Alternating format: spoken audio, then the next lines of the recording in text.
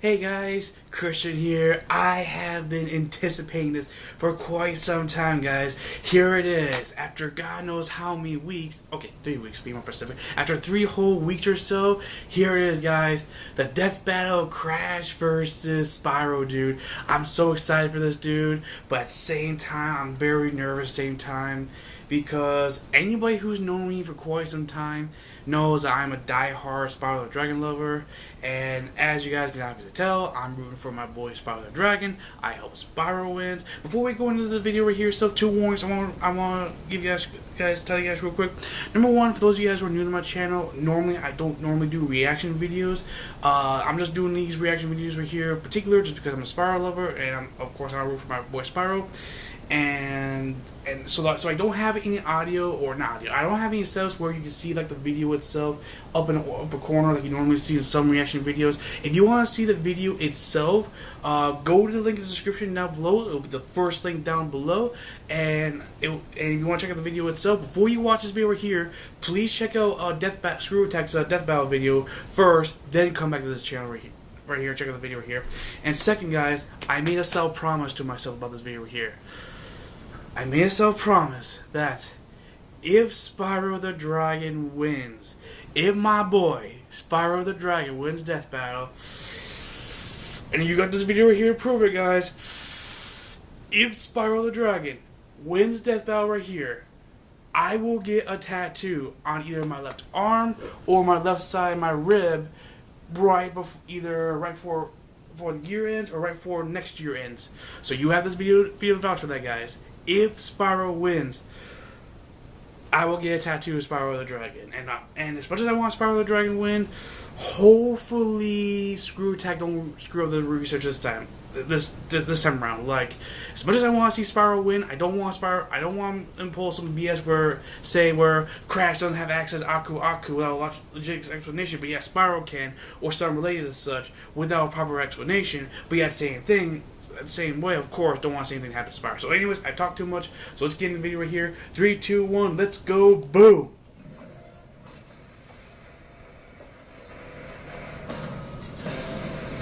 I love this music, by the way. The early 1990s played host to one of the biggest battlegrounds the world had ever seen. Those were the days, bro. The console wars. Nintendo and Sega's mascots were left in a merciless duel over the gaming throne. But when the smoke cleared, a surprise third challenger was rising to the top. The Sony PlayStation. Oh, and yeah. It didn't have just one mascot. It had 2. Crash Bandicoot, the mutated marsupial from Down Under. And Spyro the Dragon, my boy. Purple hero of the Dragon Realm. He's Wiz and I'm Boomstick. And it's our job to analyze their weapons, armor, and skills to find out who would win a death battle. Oh, this animation looks pretty good, actually. Listen, I admire another brilliant Now, doctor I of also science did as a much as reaction the next video guy, of the last 2 especially those videos, with so if you guys want to grand check plans those to take over out, the I'll leave a world. link in the description down below. I've also done reaction videos to their other 2 videos of prepping up for this fight right here as well. You made a mutant Aussie army of animals to take over the world. Sure, but when it came time to assign a general for this army, Cortex chose, of all things, a Bandicoot. A band of what? You're making that up. It's a real animal. Look. Oh, hey, it's kind of cute. It is cute. How's that little thing gonna take over the world? With the Evolvo Ray, Cortex did successfully mutate it into a powerful beast. However, when he tried to brainwash the creature, he utterly failed to create his fearsome general. Instead, Unfortunately. he got Crash Bandicoot. So Cortex threw him out like trash, and Crash became his worst nemesis ever. Which is super embarrassing, because this Band of Crash is a few snags short of a Barbie. But his physical abilities make up for it. Oh yeah, he is a very physical dude. Which is appropriate, as bandicoots are excellent jumpers, similar to their marsupial cousin, the kangaroo. He's got superhuman strength, and can take a big hit and just keep on going, like an energizing bunny of pain. The whole... No, they were right. They were right here. Just that animation right there remind us of the Crash Bandicoot games that not too many people were a big fan of. Not that I'm saying they're wrong right here. They were right. They just have a habit of using animation that we don't like it. Dragon, but his favorite move is the Cyclone Spin. He can even give this move a boost for the Death Tornado technique. though this can leave him dizzy and prone to counterattacks. Still, these brutal moves proved incredibly useful for rescuing his fellow mutant Bandicoot girlfriend, Tawna. Oh, why does she look like that? She's like really... Don't question it, Boomstick. It was the 90s, bro. I'm really confused. Boomstick, it's the While 90s. Crash's natural abilities were enough to save her, True. his future battles with Cortex would require more sophisticated tools. Yeah, like the Rad Copter Pack. He's even got himself the unicorn of motorsports, the space motorcycle. What I wouldn't give for one of those. To increase his firepower, he carries a special bazooka that uses a naturally occurring and easily attainable form of ammunition, Wampa fruits. The same kind of fruit shooter that's on his power loader suit from Alien. I mean, this completely generic looking thing. But why fruit? I can't imagine it's a particularly effective projectile. I don't know, Wiz. You have not been to high school a long time, haven't you, Wiz? You were stuck in a coma for like a month. Wait, what? You told me I lost that month because my time travel wristwatch finally worked. Oh, well, where's Crash getting all this cool tech? That's a Can't be question. building it all himself. He's pretty dumb. He is They're all kind of. thanks to his kid sister, Coco, who's 10 times the inventor Cortex is. But Crash isn't really dumb, he just lacks communication skills. He actually shows many symptoms of autism. Some people with autism, known as savants, are extraordinarily Oh gifted boy, in they're particular going skill sets, with this and route, I think aren't that they? describes Crash perfectly. While he may not know how to hold a conversation, he is a superb athlete and puzzle solver. Well, I'm sure it helps that he's surrounded by friends who encourage his better traits. Oh, why are they bringing up that bad animation? Like Aku Aku, his magical masked foster dad, who's basically a god. Lucky bastard. Aku Aku's magical mojo prowess is quite impressive. He's very protective of Crash and will often step in when Crash is in trouble. But not always. Wiz, why can he teleport across dimensions on his own, but can't teleport Crash very far at all? That's a good question. As far as I can take us. We'll have to fight our way to the robot's interior and save your sister. Well, perhaps his fatherly intuition is kicking in, encouraging Crash to learn from his own mistakes and become his own man, or Bandicoot. Yeah, maybe he's just being a dick. Well, thanks to Aku Aku and his own amazing abilities, Crash has performed some incredible feats while stopping Cortex's plans time and time again. He's strong enough to lift his adopted brother Crunch over his head. Since Crunch is at least twice as big as Crash, that would mean Crash's strength is similar to the world's best powerlifters. His cyclone attack can generate enough force not to sure lift about this that. large boulder and throw it so hard it shatters on impact. Comparing its size to Crash, that boulder must weigh nearly 8 tons. Oh, He's yeah. also fast enough to outrun polar comics. bears, which can move up to 25 miles per hour. But Crash really shines when it comes to durability. Just Oh, look how yeah. well he holds up after taking 112 falling wooden crates to the face. Huh. Where did they all come from? I bet it's Aku Aku's fault. And he's right back up like it didn't even happen. What a champ. Crash has endured an explosion of 23 crates of TNT all at once. Oh, which, given yeah, their I size, remember. could I remember potentially Zelda double telling me a about something like that before. And with the help of Aku Aku, he even survived a crash landing from outer space.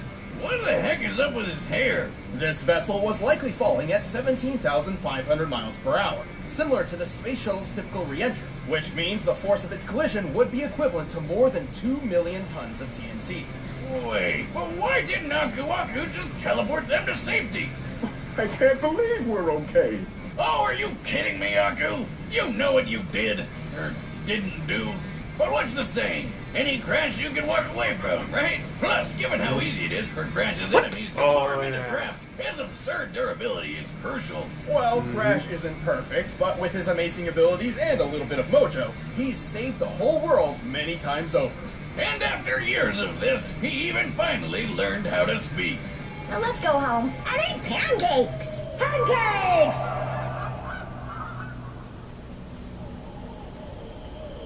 That was creepy. Wait, that's it? That was disturbing. Prophecy tells of a special purple dragon born. Please don't ever do that again, future developers. Destined to be a hero of his age. Oh. This was the legend of Spyro. But when the ancient Dark Master Malefor learned of this, he swore to destroy Spyro. Right in the heart, bro. By the way, there are at least least 3 different timelines for Spyro. True. But we're mainly sticking with the Legend of Spyro version because he can do. Like I said in my Spyro reaction video, someone did an awesome theory video about that. I'll leave a link in the description below about that video down below if you guys are interested about that video. Look, that's totally Skylands being made at the end of Dawn of the Dragon. Wild fan theories aside, Spyro was saved from Malfor's wrath by Ignitus, a guardian dragon. He decided to pull a Moses and send Spyro's egg floating down a river to who knows where. ADP? Okay, why Really? do so many stories start with people just throwing babies into rivers? That's never a good idea. Wrong, Wiz. It worked out fine. Yes, it Spyro. did. He was found and adopted by a family of dragonflies. And even without fellow dragons around, Spyro grew up to be a pretty good fighter. He's strong, tough, and makes good use of his horns, tail, and claws. Oh yeah, he But not does. his wings. Not yet. Without a dragon's parentage, Spyro remained mostly grounded during his childhood. But he got pretty good at using his head. Like the fun way, not the brainy stuff. You do not want to be on the other end of his charge attack. But one fateful day, everything changed. During a game of hide-and-seek with his quote-unquote brother, Spark. Then everything changed with the Fire Nation attack. And, in desperation, Spyro unexpectedly breathed fire. This was Spyro's first hint that he was adopted. Dun Hold up. dun You mean he dun. was an actual dragonfly the whole time? I can think of a few other hints, like, I don't know, anytime he saw his reflection. This revelation prompted Spyro to go on a journey in search of his true home among other dragons. Oh, and Sparks tagged along to help find treasure and protect his dragon brother from harm. Not like he needed it. He's the The one chosen thing that one. sucks He's about got a Sparks bunch of in awesome this series, dragon unlike the powers. previous As a series, purple dragon, Spyro except for a was not few limited to exceptions, just his fire poor breath. Sparks After didn't really finding seem all that rescue useful four almost. great dragon guardians. They each became his teachers in the arts of elemental combat. Ignitus taught Spyro how to control fire and focus it into huge blasts. Oh, yeah. Voltaire showed him how to use electric breath to stun enemies and toss them through the air. Cyril taught him to freeze foes solid and fire ice shards. And Parador showed him fire how to use ice. earth breath to split rocks and roll up into a ball. Spyro also honed his physical and chi combat with the martial art of Dragon Con. Oh, and he finally learned how to fly. Okay, that was my critique from that Spyro Which Dash Spyro video. learned how to briefly slow down time to improve his reactions. Oh, damn. But all of this led to Spyro learning the ultimate element. Oh, random advertisement, guys. Okay, that was my last critique from my reaction video to my Spyro. Not my reaction to the Spyro Dash video. That was my critique back then. Back then, I critiqued Screw Attack. You do know Spyro did learn eventually fly, and that was one of the things I was concerned All about of back this then. led to Spyro learning the ultimate element. The convexity breath. Ether. Convexity. It's ether. No, stupid. Everyone calls it convexity. Oh, okay. I don't call Purple it dragons like complexity. Spyro can use a mysterious energy that is essentially the spiritual life force of the universe. While it's never officially named in canon, lead concept artist Jared Pollan has gone on record to clarify its name and properties. And he calls it ether. Eat that, boomstick. Don't convex me, Wiz. True fans know I'm right. Ether is an extremely powerful element which binds the fates of the living and the dead. With ether, Spyro pulls from the 4 elements to create energy which, according to Pollan, has power comparable to that of an atom smasher. Isn't that the thing that shoots an atom around at light speed for all sorts of sciencey stuff? Yes, they're particle accelerators with a moving photon beam containing 362 megajoules of energy. Yeah, I said that. This beam can slice through a human skull in a nanosecond. Just like what happened to Russian scientist Anatoly Bugorsky when he stuck his head in one of them. Why would you stick your head on one of those? Being Russian must be hard. Bugorsky took a beam less than a molecule thick through the skull, which obliterated all matter in its path in an instant. While he survived, half of his face around the microscopic hole in his head swelled, peeled apart, and was permanently paralyzed, while he experienced a blinding light he described as brighter than 1,000 suns. Hey, Spyro, what was that about? I don't Good really question. know. I just felt like I had to hit it.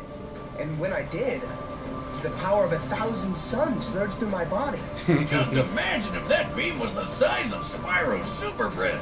No, wait, you don't need to. We've seen what it's like when he killed the Ape King. Of course, Spyro's ether powers have other uses as well, such as curing his fellow dragon Cinder of Malfor's corruption. Is he shooting ghosts at her? What kind of magic were they smoking? I remember that. But ether is dependent on a balance between light and dark. That is Should a true. purple dragon fall prey to their own anger and hatred, they risk being consumed by dark ether or nether, transforming into a blackened, rage-filled form. I remember this. But as Dark Spyro, he lets loose. He's stronger, faster, and way more violent. Unfortunately, when Spyro's consumed by dark ether, he cannot return to his old self on his own. But with friends like Sparks and Cinder at his side, he's always found his Depending on how you look at it. The power of love. Right, Spyro? You gotta believe. With all these powers at his claw tips, Spyro... I was just commenting about that the other day. Quick, outracing biplanes that can fly over 159 miles per hour. He's pushed a gold statue about twice Didn't his you size, guys and just he's got pretty done tough. bringing up saying that you're Scales are only gonna make only So I'm the new electricity series? proof too? I knew my scales were impenetrable, but now this? A bold claim, but let's look at the facts. Spyro once took a punch from this massive magma golem, which then lost its arm and replaced it with a cathedral tower. This cathedral is very similar in size to St. Stephen's Basilica, a True. Roman Catholic church in Budapest, Hungary. By taking the height, length, and depth of the basilica and adjusting for empty space, we can estimate the arm's mass to weigh over 400,000 tons. Assuming a low-end punching speed of 15 miles per hour, that of the average humans, the golem must have hit with at least 1.9 million tons of force. And after getting all these powers, That is saving true. the dragons and defeating the Dark Master himself, Spyro tapped into ether one last time to literally pull the exploding planet back together. Oh yeah, I remember How the that. hell? Ow! I'd say a mix of the power of love, magic of friendship, and a smidgen of pathetic. Magic of friendship. I want a pet dragon more than anything. It's a sad sight, Sparks. Another noble warrior. I don't want a pet dragon. I want to be a mother freaking dragon. Away. Now, anyways, as I was trying to say, Alright, the combatants are set. Let's end this debate once and for all. But first, let me tell you about the mascot of good food, Blue Apron. okay, while they're doing that, I want to say the critique. I want to try again with that critique I was trying to say earlier. While we're skipping through the Blue Apron advertisement. Sorry. Anyways, during their cutscene thing, when they were mentioning the whole speed thing, whatever, such, that was a reference from the original Spyro series. Screw Attack. You guys just got done saying in the beginning you're only going to discuss about the New Beginning series, not the original series. So, which is it? Are we going to use Spyro's powers from what you guys say, the New Beginning series, or are you going to find a way to mix all three of them together with no proper explanation, guys? Like, I get it. There is a theory going on about all this. But still, come on, guys. Make up your mind. That pedal viewers to $30 off your first Just getting ready for the main thing. .com/battle. So check out this week's menu and get your $30 off at blueapron.com/battle. Okay, here we go, guys. Here we go.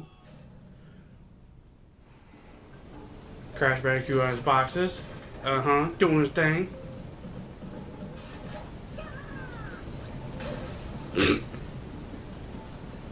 Hi, Spyro! My boy! But why would they fight there? What are you doing? Sparks, I think. Yeah, it is Sparks. Poor Crash, like, what is that? Don't. You! Oh, you're gonna get it now!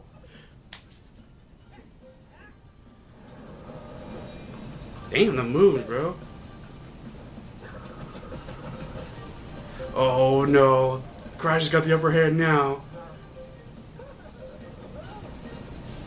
You asked for it. Oh sure. Oh sure, Crash gets to use gets to use his mask, but Spyro can't use Sparks. No worries, at least Spyro has his fire burst going on. Oh, so far Spyro's only using fire. I'm pretty sure Crash is gonna get access to one of his guns or machinery very soon. Yep.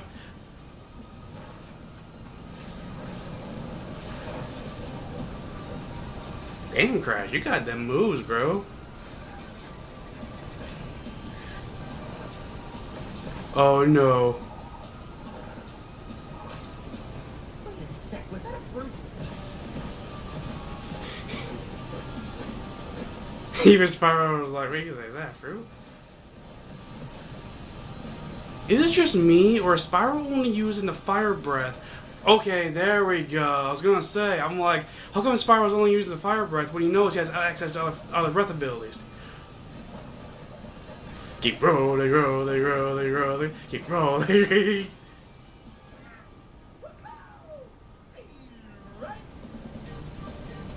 Where the hell did he get that? Or maybe it came in the machine.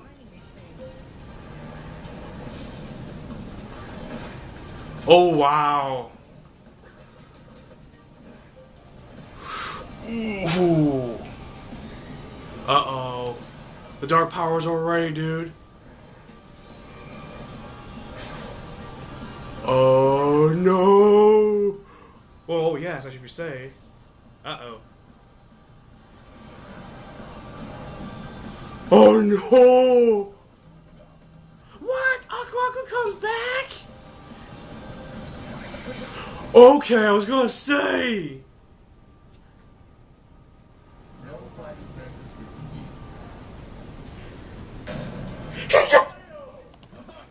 He just obliterated Crash.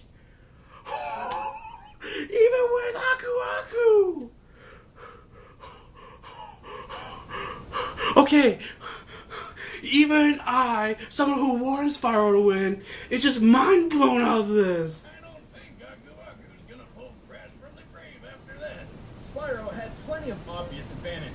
His speedy flight let him control the pace of the battle, and his elemental arsenal gave him a much wider variety of attacks than Crash had ever seen in a one-on-one fight.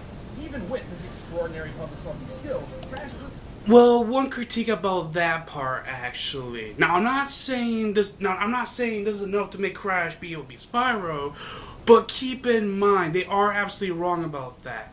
Keep in mind, there were previous games where Crash fought against enemies who happened to have more than one elemental abilities, similar to what Spyro did, and Crash were able to beat them just fine.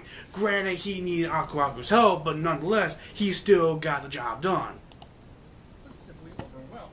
But surprisingly, this wasn't nearly as one-sided as it looked on paper. With the strength to throw an 8-ton boulder, Crash was actually stronger than Spyro. And both of them had survived impacts worth around 2 million tons of... Yes. How convenient. It's almost like they planned this all along. To be fair, we did have to lowball Spyro's durability against the Golem's punch. However, both of them had shown durability, which far exceeded much of their attack capability. Oh, yeah. With his gadgets, Crash really didn't have a good way to hurt Spyro very much.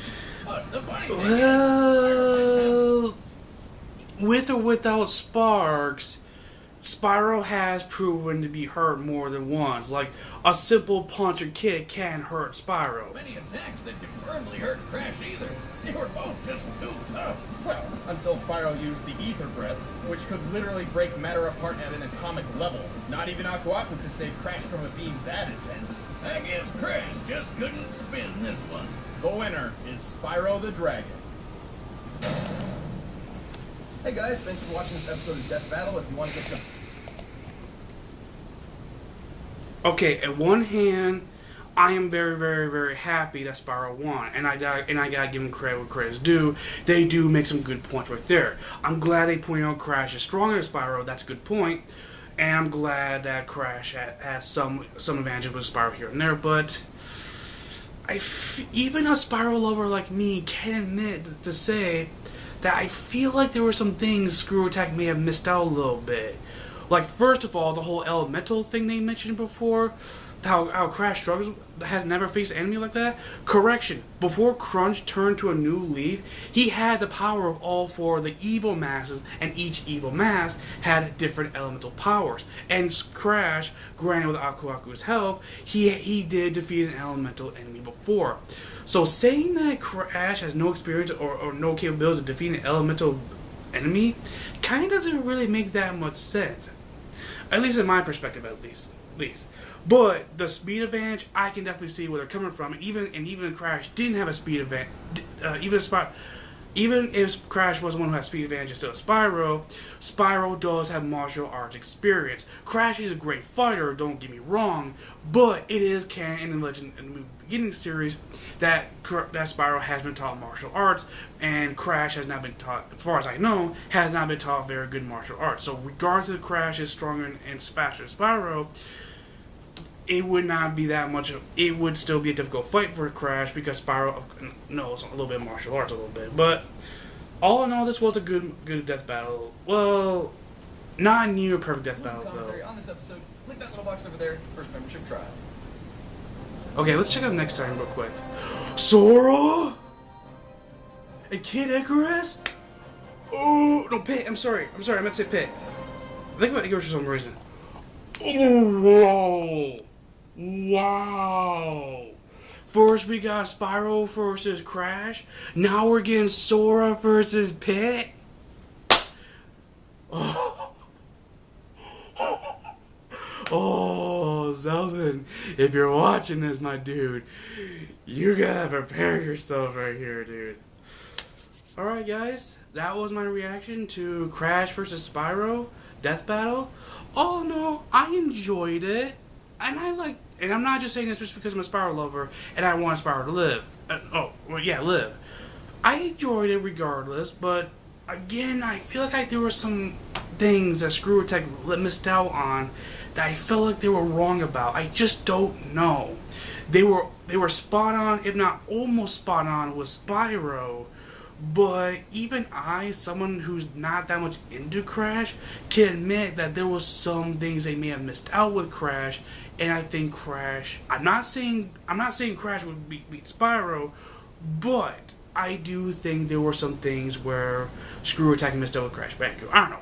That's just what I think right there. But nonetheless, I am still entertained with the death battle, and like I promised you guys, by the end of this year, if not by the end of next year, as true to my word, you guys, I'm going to get a tattoo with Spyro the Dragon either on my left arm or on my left rib. I don't know. Well, yes, I will definitely do it because I give you guys my word about that. It'll be a while because I got to build some more money and I got to be more stable with certain things. But if things go well, no promises on this part, but if things go well, if my money situation is good by the time the Reignite series comes up, I should definitely have enough money. I should have enough money to potentially get that Spyro the Dragon tattoo. So, with that being said, guys, let me know what you all think about that death battle yourself. Do you guys think that death battle was perfect, or do you think there was some weird critiques that even you guys can spot on point out all that such? So let me know in the comment section down below, and hope you guys enjoy this video. Thank you all again so much for watching this video, and I'll see you all another day, and I'm out. Bye. Peace.